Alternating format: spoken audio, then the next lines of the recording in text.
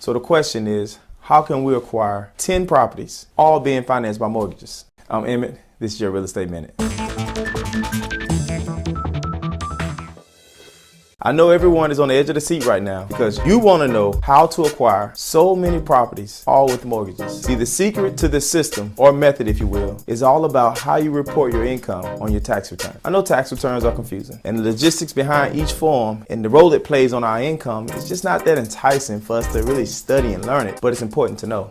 So once we acquire our first home, and if this is the method that we choose to build our real estate investment portfolio, then it's important that our first year of owning that home, that we report rental income on our tax return on Schedule E. Now, you may say, well, I didn't have a tenant in there because I lived there.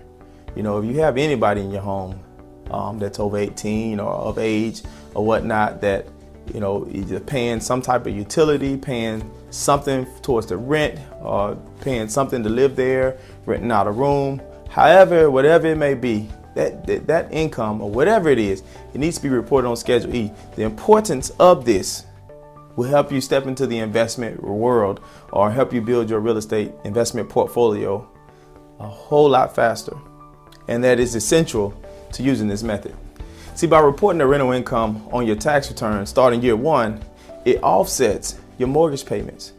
And this will allow you by year two to get approved for a second mortgage on another property. For the basis of this video, you don't want to have any losses or expenses on your tax return for this income, because you need as much of this income as possible to offset that debt, to open up your debt to income ratio, to balance it out for you to get approved for another mortgage.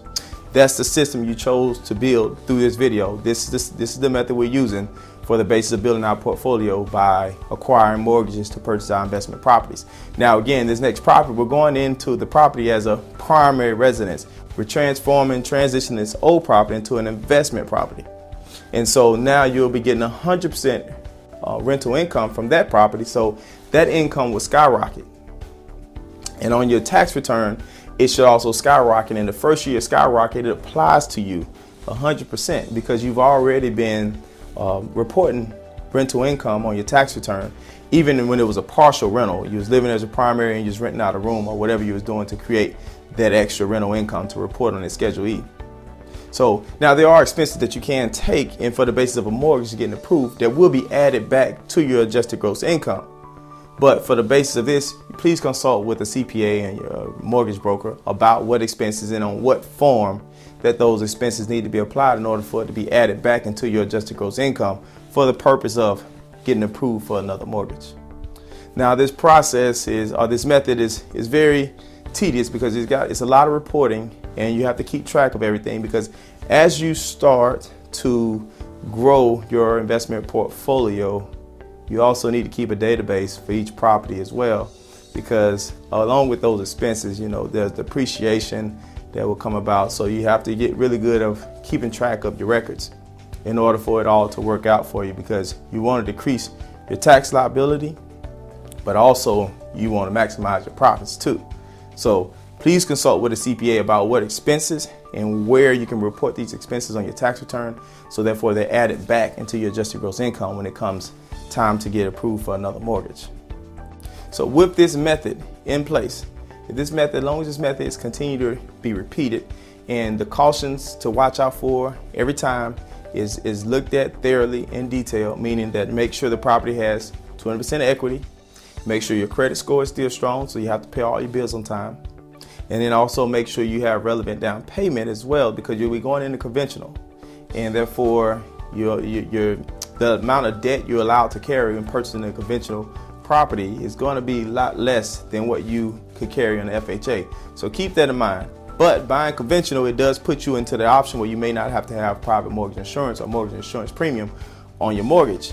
But there are investment vehicles out there for primary residence with the conventional that are, 3% down, 0% down, 1% down, all through conventional mortgages, but as long as you're buying it as your primary residence. And in this case, for the purpose of this investment option, that would be the scenario that you're purchasing as your primary residence. So there's a lot of options out there. You guys have to get very creative when you're trying to build your investment portfolio.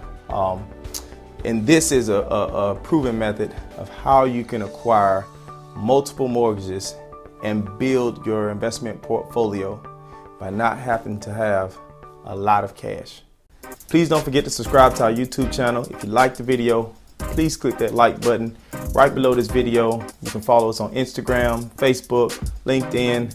Leave us feedback. If you have any questions about any of these methods or systems that we mentioned during the videos, please feel free to leave a comment below. If you have another method that you've used to build your investment portfolio that you feel that is very creative, please list it below. Let's converse and let's have dialogue about that. I'm Emmitt. This is your Real Estate Minute.